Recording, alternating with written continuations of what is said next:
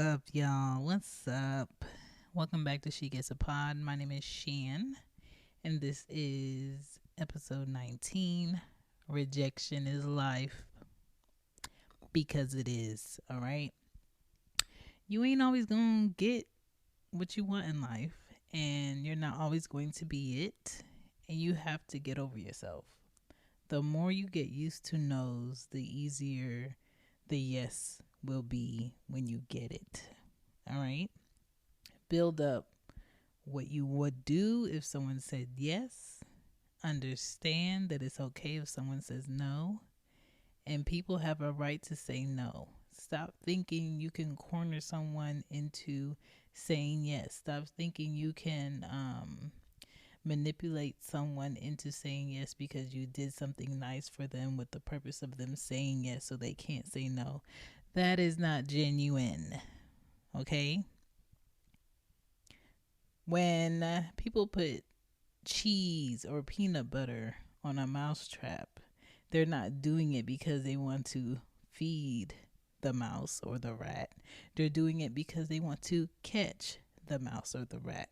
When people put out snacks and stuff to catch bunny rabbits or go into the woods and be really quiet and wear camouflage and go into where the deer has a home with their gun, they're not doing it because they want to watch the deer. They're doing it because they want to shoot the deer to catch the deer so they can brag about the deer that they caught. Stop doing things that are phony nice out of manipulation and then getting upset when someone doesn't think that it's genuine because it never started off genuine in the first place. So let's just talk about this rejection thing because y'all know what y'all doing. You ever be thinking and then you be thinking and then it's a thought and then it's a thought and it's just stuck. Yeah, this is it. I'm gonna tell you. Thought time. Here's a thought.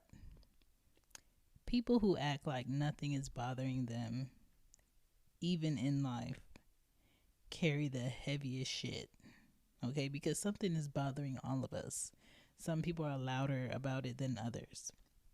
If someone is telling you, no, I'm good, and that bothers you, you need to accept it. Okay? Don't make a backlash. Don't start cussing them out because they told you no. And deal with the fact that that wasn't for you anyway. Okay? Not all no's are about you. Everything is not about you. Some people say no when if they were having a better day, they would have said yes. It is nothing wrong with you why they said no. It is nothing wrong with what you're trying to sell them. It is nothing wrong with what you're trying to show them. It wasn't the way you smelled that day. It wasn't your hair. It wasn't the shoes that you second guessed this morning. Maybe the reason why they said no is something with them.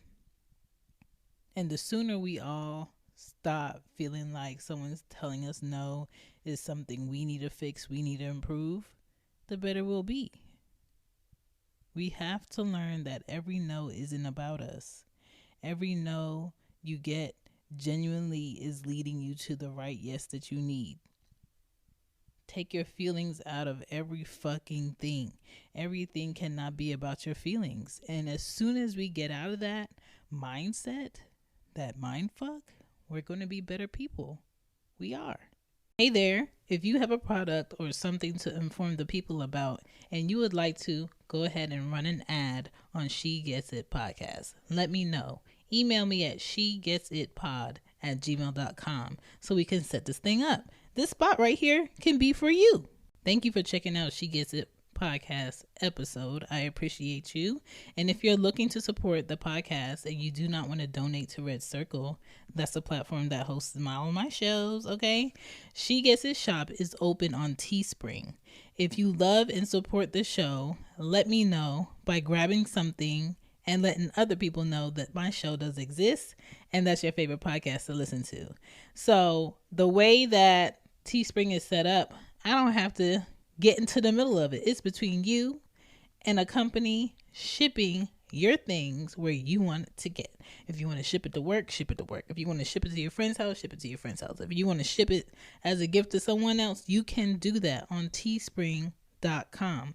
And if you're a podcaster and you're looking for a dropship company, try Teespring Okay. I think a lot of us weren't taught the proper ways to see when someone is rejecting us, but doing it in a nice way, not a brash or harsh or let me embarrass you way. And rejection signs are very simple and plain, but some people get confused by them. We are not egging on Pepe Le Pew matters, okay? So let's not do that. That does not work. That was a cartoon, okay?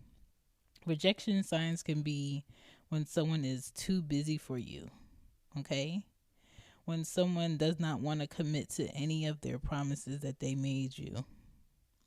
When someone does not want any titles to the relationship because that means I have to show up in a space of being under that title. Okay? When someone is no longer interested in doing what they once were interested in before. And if that bothers you, ask him, can we talk about that? Or can you elaborate on why this is a constant no when I bring it up? Maybe they want to talk.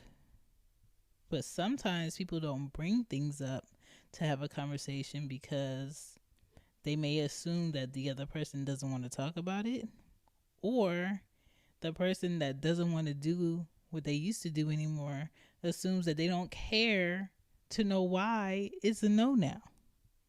So you have two people assuming, not being direct about what needs to be said, and assuming the other person doesn't want to talk about what's not going to be said. Okay? Someone ignoring how you want to communicate, despite different talks about how you want to be communicated with in the past, is telling you, I don't want this. I don't want to be here. Okay? You shouldn't have to force someone to be better. They should want to be better. If that person starts canceling all the dates you set, even though you give them 2 weeks notice, or in a month, I'm planning this trip, I took off the weekend, make sure you take off the weekend, and then you get a week away and they tell you, oh, something came up. No, they knew they weren't going to be able to go. They were just waiting till you got to a point where you would have to go, or wait to the last minute so you could cancel. So that'll be the time that they can accept you being upset. All right? So stop waiting for some people to be direct with you and start reading what people are being indirect about. Okay? Because some people can say they're okay with rejection, but when it's dealing with them, they don't want to deal with it. They avoid it like the plague. Okay? And if you do feel rejected, you need to say to a person, hey, can I talk to you? And if they say yes, later today, then it's later today when they can talk to you. Not you want to talk and you want to talk right now, because it might not be a good time. All right? If a person is not making an effort to be more consistent with what they do with you, that is a sign of rejection. They do not want to improve. They do not want to be better.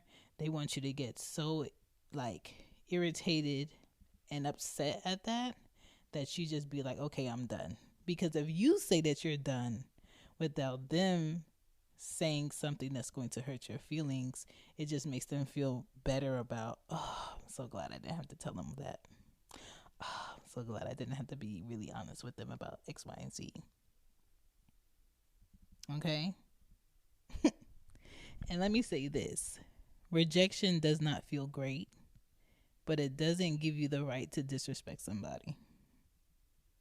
I'll say this one more time for the young people today that's getting angry, stalking people, calling people 100 times, which is a misdemeanor in some states. Getting mad at who that person is dating that does not know anything about them, taking it out on children that they might share with that person. Rejection doesn't feel great, but it doesn't give you the right to disrespect somebody. or disrespect yourself. Okay? And I will say this. The older I get, the less I think about the idea of the one, because the one is known during experience moments that two people are wanting together. The one is not something you see in someone else that they do not reciprocate in you. Okay? The one needs the two in order to be able to work. All right? So I wouldn't say anyone is the one for me if I am not in turn the one for them, because one person can't carry a whole relationship. It needs to be two people wanting to be there. So when it comes on like this rejection thing, what really made me want to do an episode on it is I'm really sick of seeing the news and how many women and kids are murdered by a man who cannot handle rejection, by a man who was probably raised as a little boy getting everything that he wanted, not being told he can't act out a certain way. A boy that was allowed to have his tantrums out in the open, and was never given a talk about it afterwards. A boy who was able to stomp out the house and show up later that night, and a conversation or no discipline was ever had.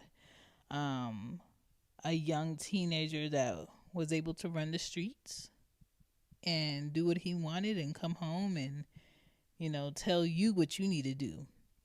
Tell you that you can't do this because he said. And they grow up into to be men who don't know how to take a no, men who can't handle rejection. And I'm not all putting this on men, but men are physically sometimes bigger than women, can overtake women often, can manipulate women, and are great manipulators when it comes to getting a woman to forgive them or get them in a position where they can't help themselves.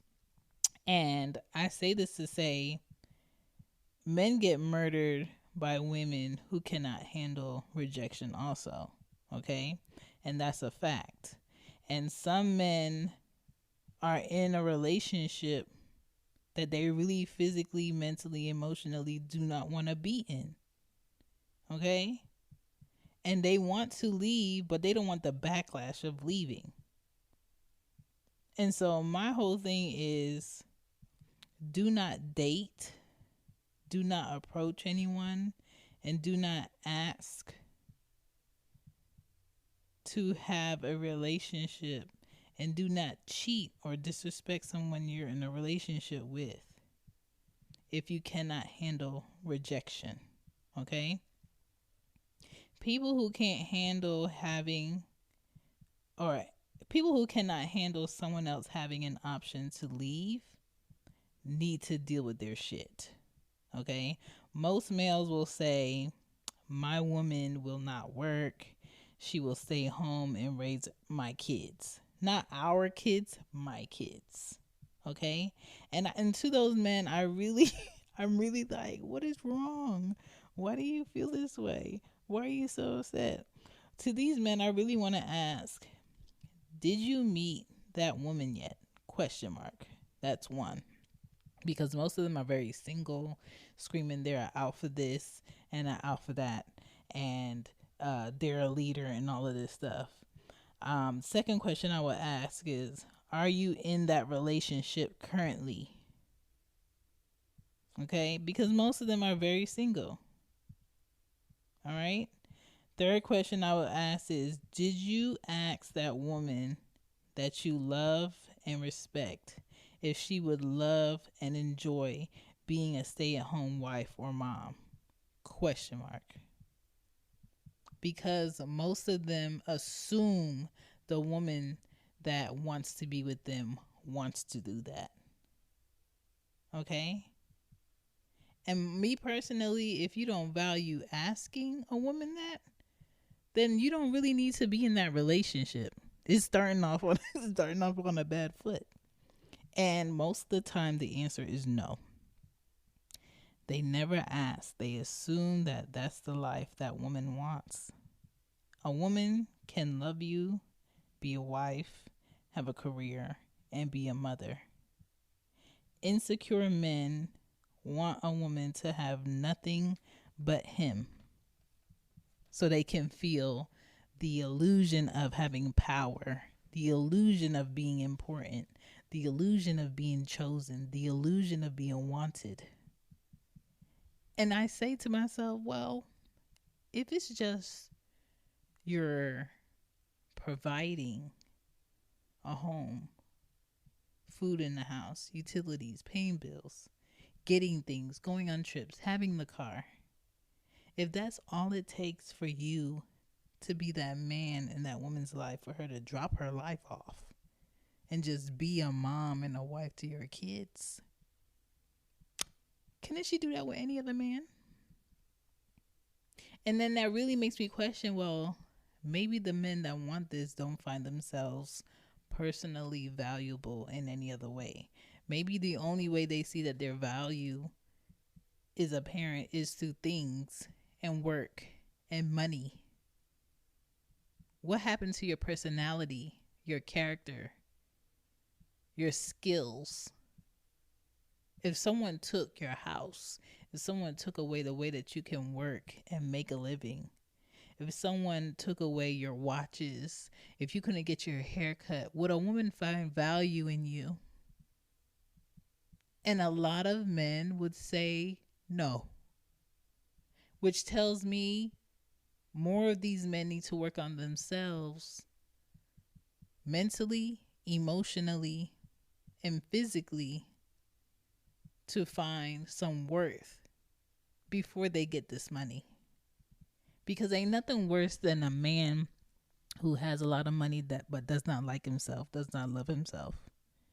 Because it will be impossible for him to love anyone else, to have empathy for anyone else, to consider anyone else, even his kids. All right? So thinking you can get a woman and keep a woman just based upon money and things and you having a certain house or car, it's a false sense of security. Okay? You want to have a woman because you want to make sure she won't leave because she needs you. And that's crazy to me. You're tripping. All right? The best relationships are two people who keep choosing each other every day. Every day they keep choosing each other. That's the best relationships to be in. If someone says no thank you to a date after you complimented them, say, I understand. It was still nice meeting you. And you get. You don't need to do anything else but that. If a woman smiles at you or has manners, it does not mean she wants you. She's just a woman that has manners. If a man opens the door for you, fills your tire with air, or changes your oil, hello sis, that's probably his job, and you ain't the only pussy he gonna help today. He does not want you. All right? We have to learn to react to directness only, not subliminal hints, not, ooh, they looked at me, not, oh, they sat next to me, not, oh, they laughed at my joke. Like, y'all are too hype. Y'all are too eager. I'm not assuming what anybody else wants. I refuse, okay? You want something from me, you better be direct. I'm not assuming a follow, like, or convo means that man likes me. If a man ain't asked me on a date, we not going. If a man didn't ask to date me exclusively, I'm going to say, okay, we're not dating exclusively because you never said that. That was never a conversation. If a man ain't say, I want to fuck with just you, I know he don't want to fuck with just me. Like, Too many people are out here assuming what the next person wants without asking. If a man ain't say, I see value in you, I want our future to be together and solid, let's get married, we're not getting married. I'm not bringing that up. You will never find me on one knee under no man asking for his hand in marriage. I just mentally, emotionally cannot fathom why women think that's their place to ask for a man's hand in marriage. He doesn't want that. So many men carry um experiences with people, with women, and wonder, how did they assume that this was the case when we never had a conversation and I never said this, and everything I was doing was telling them I didn't say that.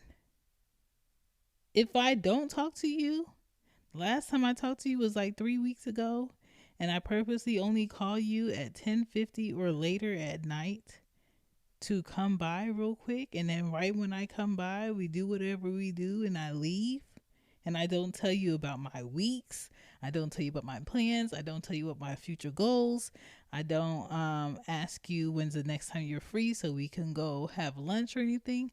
That man does not want you the way that you think he does. He just had an itch, and you the only one that picks up the phone and says, come on. That's what it is. And a lot of men do not want the women that they are in relationships with either. They just know that the bare minimum that he's giving allows this woman to feel like she should give a lot. And they enjoy a lot that she's giving. They enjoy the fact that this person cooks, this person pays bills, this person cleans up, this person cleans my room, this person does my laundry, this person takes care of my other kids, and I don't have to do extra ass shit for them. They're just gonna do it. So a lot of times it's people who are doing the most for the least that got them in the situations that they're in. Men do it too. Men out here still answering the phone and engaging in conversations with people who only hit them up when they need a tire, or the car is messed up, or I need to pay my phone bill, or I don't have nothing in the house to eat, and and they call you when they in crisis and they need this, and you a sorry sucker. Okay, I'll send you some cash app. Okay, let me sell you some money. Don't cry, don't cry. I hate seeing women cry. Shut up. Shut up. You're a sucker. If you're the friend or the person in the family that everybody knows they can go to for money whenever they need it, and they want to do it for you in return, you're the sucker. You're not helping anyone feel like if they are careless with what they get and they don't balance and budget correctly, that you're an open bank. You're not helping anybody. You're helping somebody create a habit. If someone keeps disrespecting you and you keep forgiving them and you keep sticking around and you keep showing up the same way you would if they were respecting you, you think they're not going to do it again? They're going to do it again, because there's nothing that's going to change if they don't do it. You going to treat them the same way if they do it and if they don't do it. So they going to keep doing it. You're not teaching no lessons over here. They ain't never sorry. Stop assuming what somebody wants and start seeing what somebody wants. If you are in a relationship with someone who is constantly showing up, sometimes doing the bare minimum year after year after year, disrespecting you year after year after year, this relationship is not moving forward year after year after year, how long are you going to stay there year after year after year asking for the same shit from like year 2, year 3, year 4? At a certain point, it's not their fault 100%. At a certain point, you was like, okay, you go on bullshit, I'm a bullshit. But the way that you probably bullshit is probably different. The way that they bullshit is different, but y'all both bullshitting. Be direct. In 2 years, I want this. And if you don't help me get to this point, and I can't help you get to the point of what you want in 2 years, let's not do this at all. That's how it has to be. Because people will waste your time if you let them waste your time. People will not show up if you let them not show up. Have your boundaries. Ain't nothing wrong with having boundaries. Ain't nothing wrong with like bringing up what somebody won't bring up. If somebody is not doing what they need to do and you keep bringing it up and you not backing down, at a certain point, they going to avoid you. They not going to want to be around you because you are always showing a mirror of what they're not doing, a mirror of where they're falling short. They're not going to be comfortable being around you because you on top of shit. Like, I know when my oldest daughter's dad is going to call on a weekly basis. And I know when he's going to stop calling.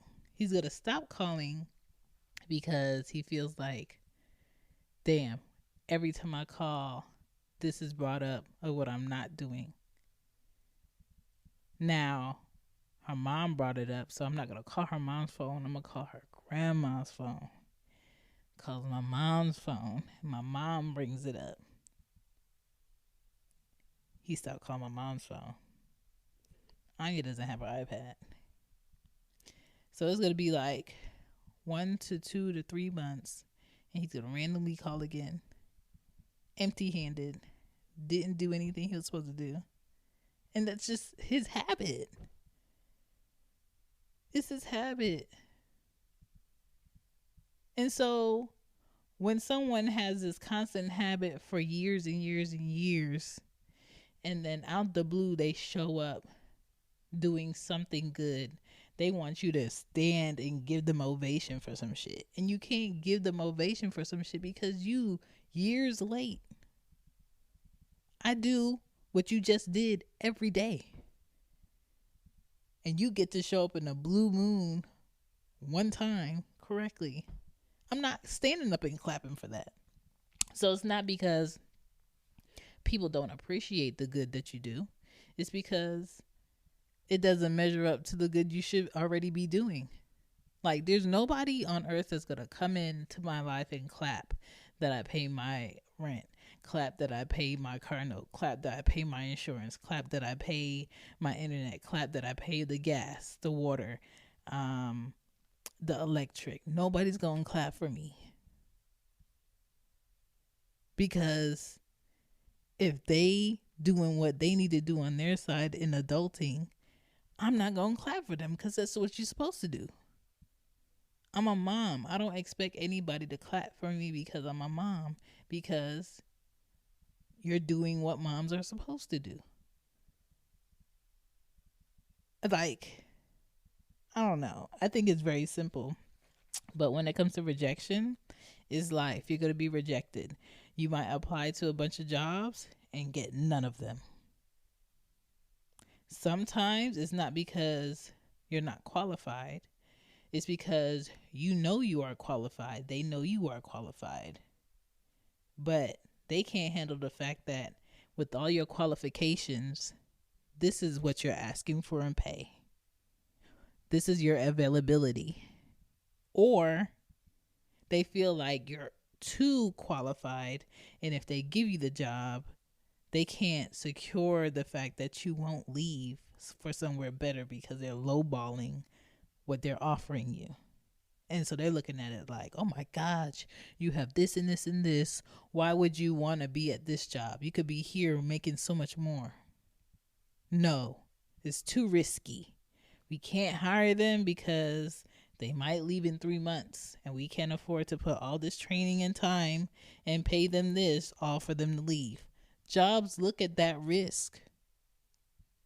It's not personal's business.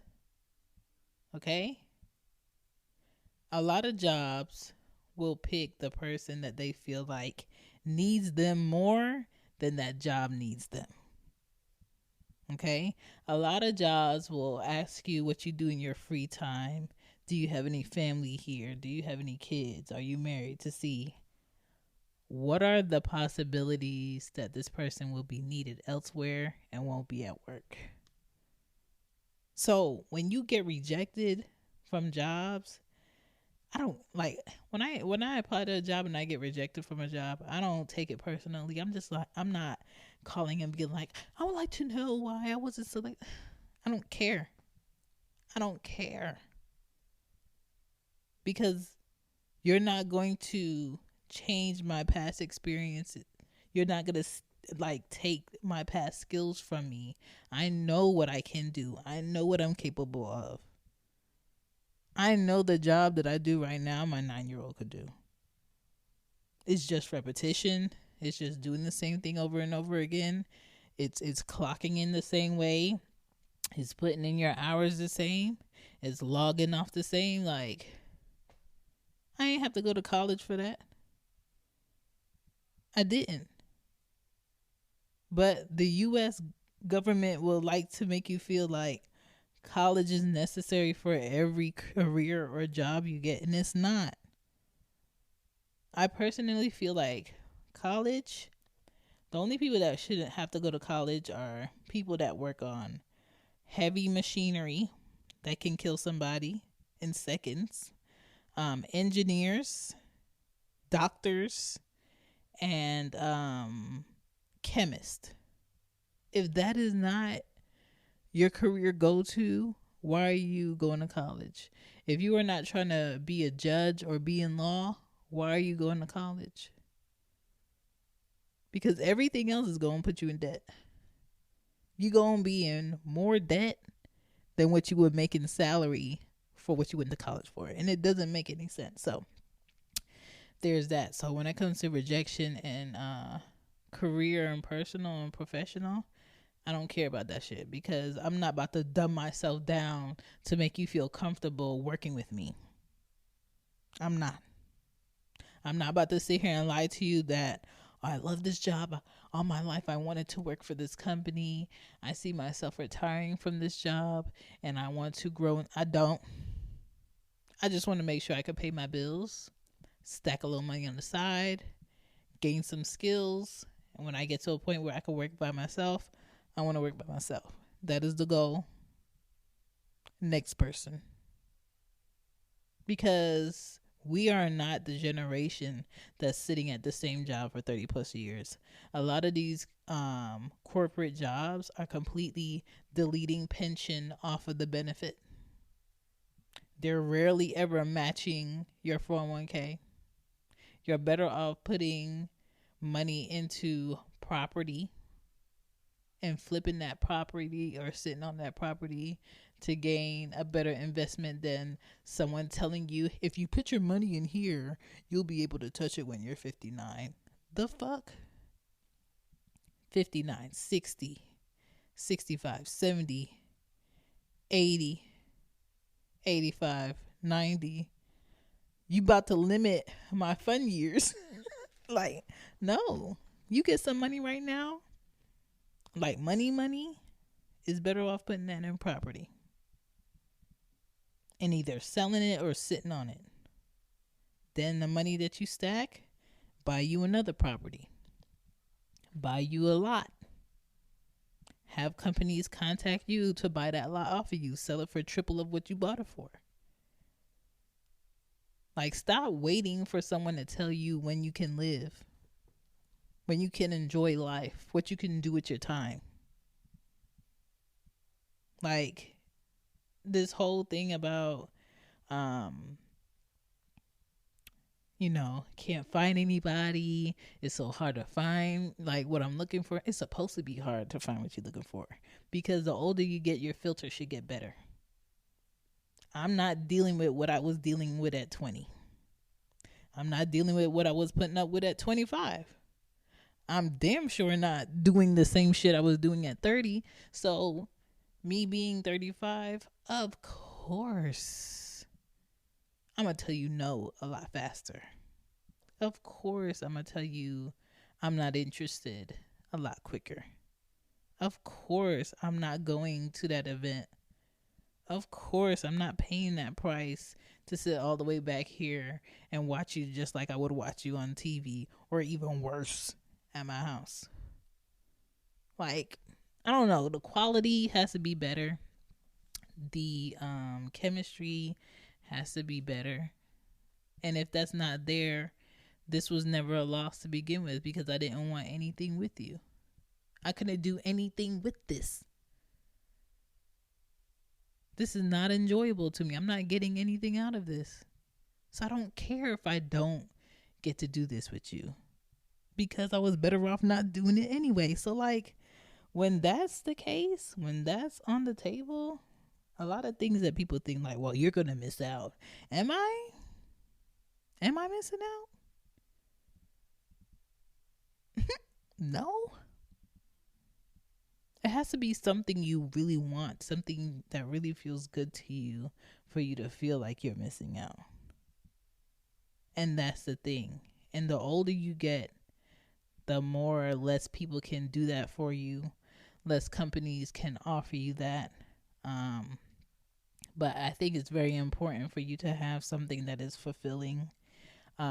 Stay grounded, stay genuine, be honest, and be comfortable with rejection. Because someone telling me no, it's cool. I ain't never asked for a man number in my life.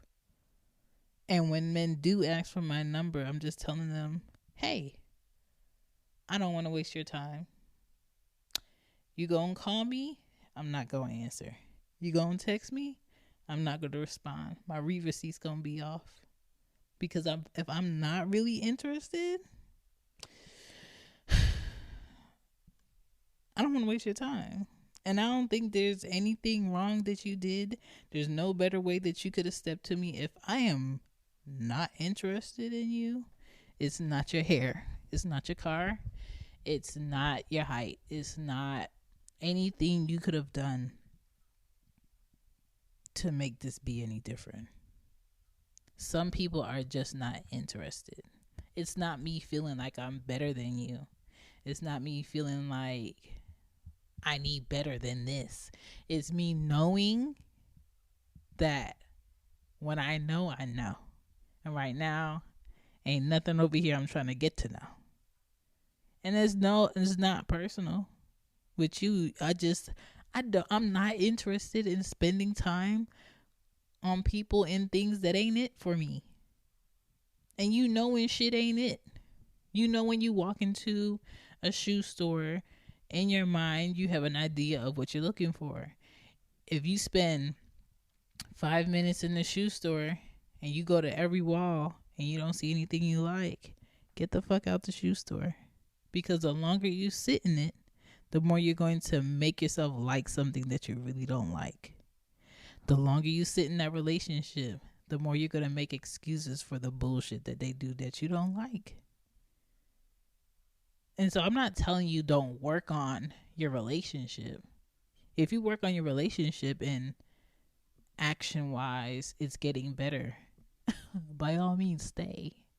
But if you honestly working on your relationship and the other person is not trying to work on it, or is working on it and it's just not improving, it's dead, then let that shit be dead. Y'all be reviving dead bodies in life. Can't nobody buy me something bigger to make me stick around. Can't nobody make me laugh harder to make me stick around in something I don't want to be in. Can't nobody, hype me up to the point where I'm just like, no, like, this is where you want to be. It is. No, it's not. I want to go home. Like, what? So be okay with rejection. Rejection is life. And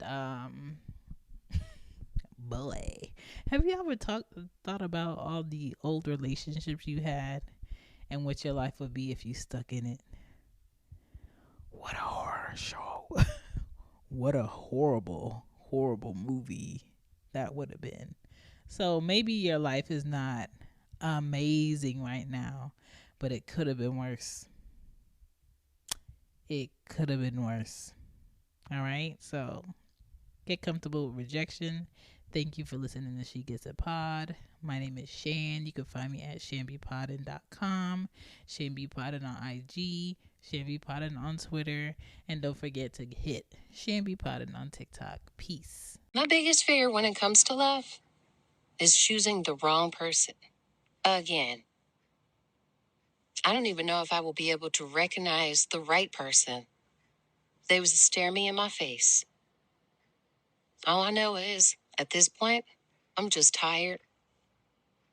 And I don't even know if I want to even try to go through it again. She understands what I'm talking about. In Jesus' name, y'all have a great day.